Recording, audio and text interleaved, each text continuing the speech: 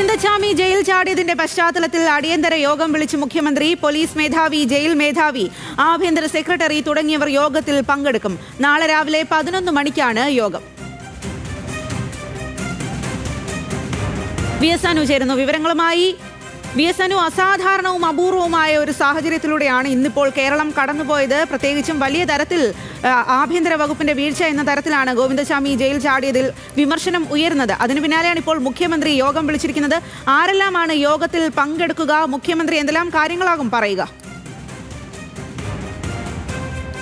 സ്വാതി, നമുക്കറിയാം ഗോവിന്ദചാമിയുടെ ജയിൽ ചാട്ടം വലിയ ഒരു ചോദ്യമാണ് സമൂഹത്തിന് മുന്നിൽ ഉയർത്തിയിരിക്കുന്നത്. നമ്മുടെ സംസ്ഥാനത്തെയും ജയിലുകളുടെ സുരക്ഷ എന്താണ് എന്നുള്ള വളരെ ഗൗരവകരമായ ഒരു ചോദ്യം ഉയർന്നിരിക്കുന്നു.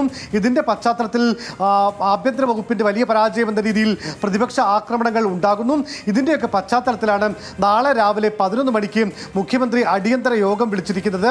ഈ യോഗത്തിൽ സംസ്ഥാന പോലീസ് മേധാവി DGP റവാഡ ചന്ദ്രശേഖർ, അതുകൂടാതെ തന്നെ ആഭ്യന്തര സെക്രട്ടറി ബിശ്വാസ് സിൻഹ, അതുകൂടാതെ ജയിൽ മേധാവി ബൽറാം കുമാർ ഉപാധ്യായ് ഉൾപ്പെടെയുള്ളവർ ഈ യോഗത്തിൽ പങ്കെടുക്കും. മാത്രമല്ല ഇന്റലിജൻസ് മേധാവി P വിജയൻ ഉൾപ്പെടെയുള്ളവർ ഈ യോഗത്തിൽ പങ്കെടുക്കും. വലിയ സുരക്ഷാ വീഴ്ചയാണ് ഗോവിന്ദചാമിയുടെ ജയിൽ ചാട്ടവുമായി ബന്ധപ്പെട്ട് ഉണ്ടായിരിക്കുന്നത്. അതുകൊണ്ടാണ് ഈ ജയിലുകളുടെ സുരക്ഷ സംബന്ധിച്ച് എന്തൊക്കെ ചെയ്യാം, എങ്ങനെയൊക്കെ പെരുമാറാം എന്നത് സംബന്ധിച്ച്, അല്ലെങ്കിൽ എന്തൊക്കെ സുരക്ഷാ മാർഗങ്ങളാണ് ഇനി സ്വീകരിക്കേണ്ടത് എന്നതൊക്കെ സംബന്ധിച്ച അതിനിർണായകമായ തീരുമാനങ്ങൾ എടുക്കുന്നതിന് വേണ്ടിയിട്ടാണ് ഇങ്ങനൊരു യോഗം വിളിച്ചിരിക്കുന്നത്. സ്വാതി.